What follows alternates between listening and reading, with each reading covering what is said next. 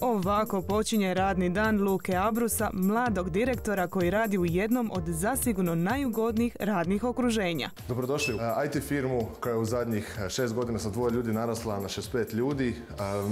Mi smo dosta mlada ekipa, fakultetski obrazovana, koja radi za svjetsko tržište. Kod nas je prosjek godina nešto manje od 30. I dok većina mladih u Hrvatskoj želi samo posao, pa kakav god, ovdje sa zaposlenjem mladi ljudi dobiju ambiciozan tim, ali i sasvim nekonvencionalnu sredinu.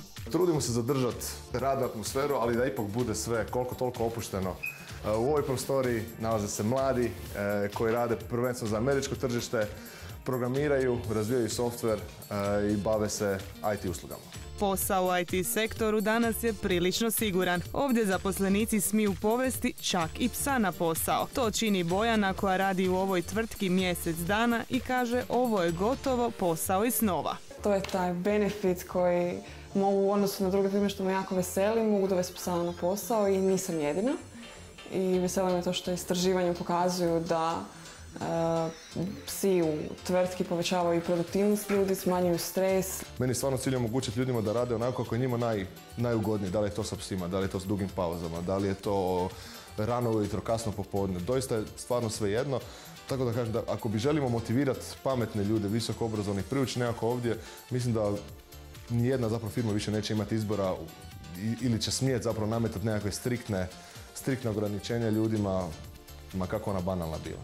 I dok god stvari funkcioniraju po planu, da li su uzeli pauzu od 15 minuta, 30 minuta, ili su uzeli laptop pa rade zapravo iz obližnje kafića, mi tako ugodni jer se mogu bolje koncentrirati, nama je potpuno svejedno.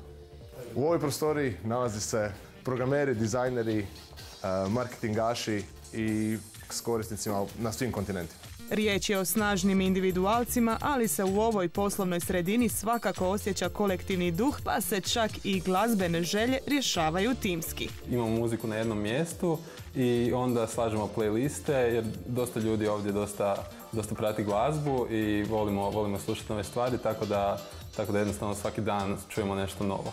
Fleksibilni smo oko radnog vremena. Imamo urede u New Yorku i u Zagrebu i Osijeku, tako da radimo kroz nekoliko vremenskih zona. Kod nas ljudi dolaze na posao od 7 ujutro pa do 12, tako da je neko zapravo cijeli dan ovdje.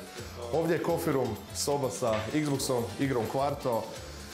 Natječemo se, prepiremo oko ove mozgalice, doista je zarazna, imamo internet turnire i zabavno je. U ovoj sobi susjedi se malo čak i bune, ali redovni turniri, natjecanja, lige, kupovi, aha.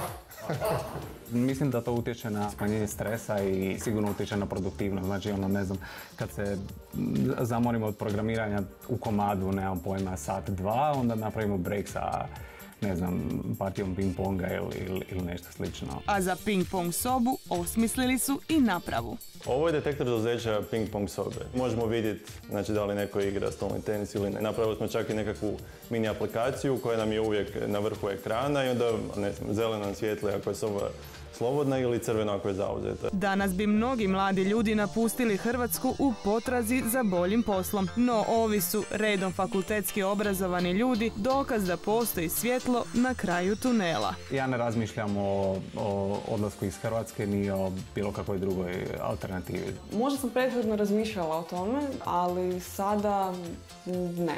Kad slušam priče kolega koji su otišli i kolegice koji su otišli u inozemstvu, sve je to lijepo, dakle, solidna plaća, ali životni uvjeti su puno teži. Danas je konkurencija na području mobilnih aplikacija zaista žestoka, pa su programeri za svjetske gigante o ključne važnosti. U načelu je dosta nezgodno pronaći kvalitetne obrazovane ljude za ovakve poslove. Stvari koje mi radimo svaki dan zapravo se ne uči na fakultetu.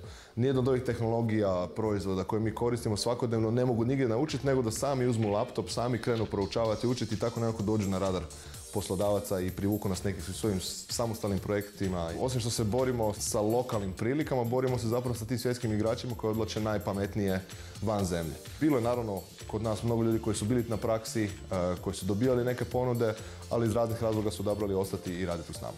Upravo je jednu takvu zavidnu ponudu odbio Željko.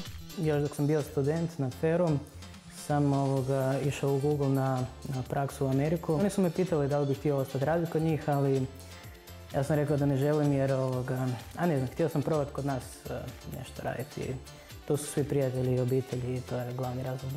Riječ je o novim generacijama koje odbacuju bilo kakva poslovna ograničenja, a upravo zbog te slobode ostvaruju vrhunske rezultate. Još kad bi ostali hrvatski poslodavci to shvatili i tako spriječili popularno rečeno odljev mozgova iz Hrvatske.